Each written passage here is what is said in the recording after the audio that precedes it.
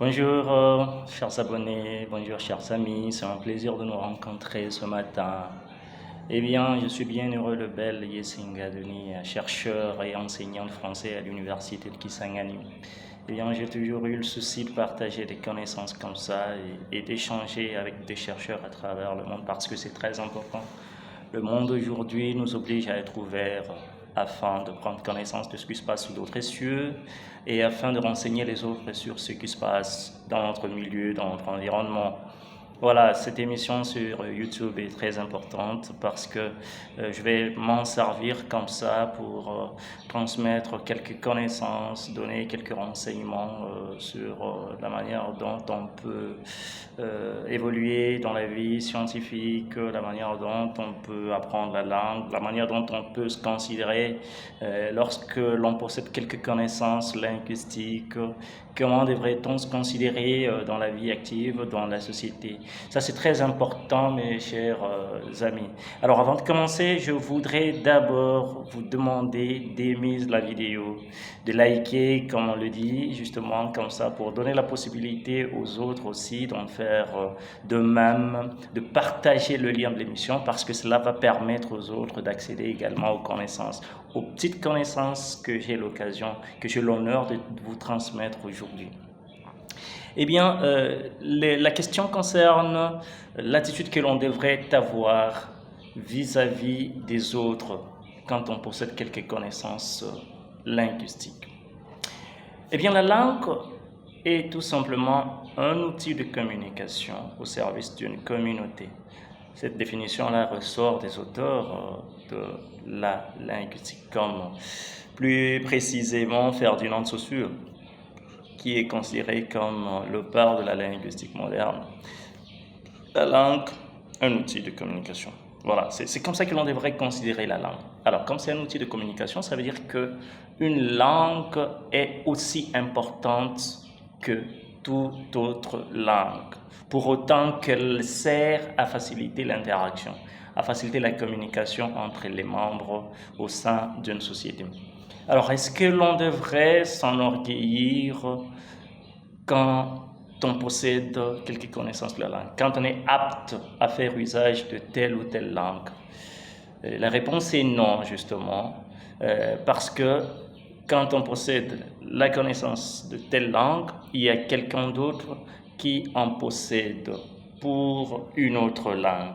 Et voilà, donc nous avons besoin de celui-là pour connaître la langue qu'il maîtrise, autant que lui, celui-là a besoin de nous pour connaître la langue que nous maîtrisons. Alors nous ne devrions pas considérer la langue comme un motif d'orgueil. Ce n'est pas un motif d'orgueil, c'est tout simplement les connaissances, la possession que l'on a pour nous permettre d'être en contact avec quelqu'un d'autre, d'échanger avec quelqu'un d'autre. Voilà. Alors, s'il y a quelque chose qui peut constituer le motif d'un orgueillisme, je pense qu'il faut le chercher ailleurs et non dans la langue. Voyez? Voilà, parce qu'il n'y a aucune langue qui soit supérieure à d'autres. Les langues se valent. Les langues sont tout simplement différentes, mais elles ne sont pas les unes supérieures à d'autres. Évidemment, dans des États, ce sont des politiques linguistiques qui amènent parfois les peuples à considérer que telle langue est supérieure à une autre. Je vais parler notamment du cas de la République démocratique du Congo, où nous sommes, où le français a été institutionnalisé. Le français a été choisi comme langue officielle pour assumer les fonctions supérieures du pays. Ce n'est pas pour autant que le français devient supérieur à d'autres d'autres langues comme le lingala qui est notre langue, le kiswahili, le chiluba ou le kikongo. En plus de cela, nous avons bien d'autres langues. En plus de cela, nous avons bien d'autres langues comme le lokele, le yira, le topoké, etc. Donc, il y a eu toute une multitude de langues en RDC. Eh bien, je peux prétendre que la RDC est l'unique pays au monde où on a plus de 400 langues pratiquées par la population. C'est le pays de la plus grande utilisation, le pays du plus grand bilinguisme à travers le monde comme ça, où chaque peuple s'identifie en une langue donnée. Alors, la fonction générale, la fonction globale que le français assume, c'est celle justement de langue officielle et de langue véhiculaire, c'est-à-dire langue qui permet l'interaction entre le peuple issu de différents groupes, si et seulement si ce peuple-là ont eu, n'est-ce pas, la chance comme ça d'être à l'école, étant donné que ce français-là se présente comme langue de l'enseignement. À tous les niveaux, bien entendu, à RDC, depuis l'école maternelle jusqu'à l'université. Et donc, la connaissance du français est un impératif comme ça pour faciliter l'interaction, pour faciliter la communication entre le peuple issu de différentes ethnies en RDC. Donc, je disais que l'on ne devrait pas se considérer comme supérieur à d'autres dans la mesure où l'usage d'une langue n'a rien de différent. L'usage d'une langue n'a rien d'extraordinaire. L'usage d'une langue est tout simplement cette pratique consistant à échanger, bien entendu, à travers cette langue-là.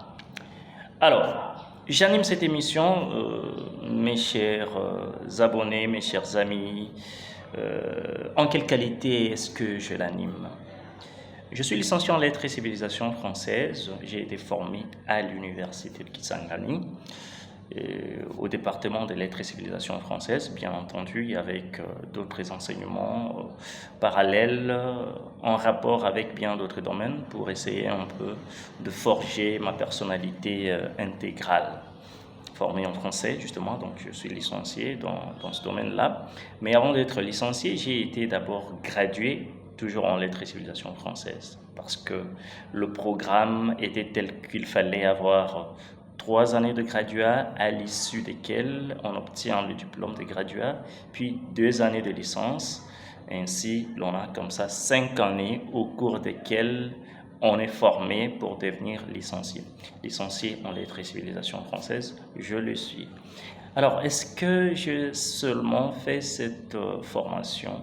Bien entendu, il y a eu bien d'autres domaines que j'ai appris un tout petit peu, notamment l'usage de l'ordinateur, l'informatique entre guillemets, parce que l'informatique c'est plus complexe que le simple usage de l'ordinateur. Je sais manipuler l'ordinateur pour certaines fonctions spécifiques. Pas de manière générale, je n'ai pas une connaissance très étendue en informatique. J'ai appris à manipuler l'ordinateur et à travailler sur le traitement des textes, les tableurs, etc. Quelques tâches de programmation minuscules, voilà, juste là. Mais en plus de cela, j'avais trouvé également la nécessité d'apprendre l'anglais, qui est aujourd'hui cette langue internationale de grande importance, et qui est d'ailleurs d'après les statistiques, la toute première langue la plus parlée à travers le monde, vu son extension à travers la planète. Donc l'anglais a cette super position au-dessus des autres langues, ce qui fait que son apprentissage présente une grande importance et sa connaissance constitue une clé pour l'épanouissement dans divers domaines. L'apprentissage de l'anglais, je l'ai fait. Et par rapport à l'expérience professionnelle, je dirais que j'enseigne à l'université, après avoir été enseignant à l'Institut supérieur pédagogique d'Issangui, parce que juste après la licence, j'attendais ma nomination à l'université de Kisangani, comme celle-ci ne venait pas de sitôt. j'ai saisi une opportunité qui m'a été offerte d'aller prester à l'Institut supérieur pédagogique d'Issangi, situé à une centaine de kilomètres de la ville de Kisangani. Je suis allé là-bas tout en espérant que j'allais revenir pour continuer à l'université de Kisangani. Et je trouvais qu'il fallait également associer à cette expérience celle d'enseignant dans une école secondaire. Voilà pourquoi actuellement je suis non seulement enseignant à l'université de Kisangani, je suis également enseignant au complexe scolaire francophone de qualité où j'enseigne le cours de français. Et j'avais l'opportunité également d'être nommé secrétaire général administratif à l'université libre protestante en Afrique pour le campus de Kisangani.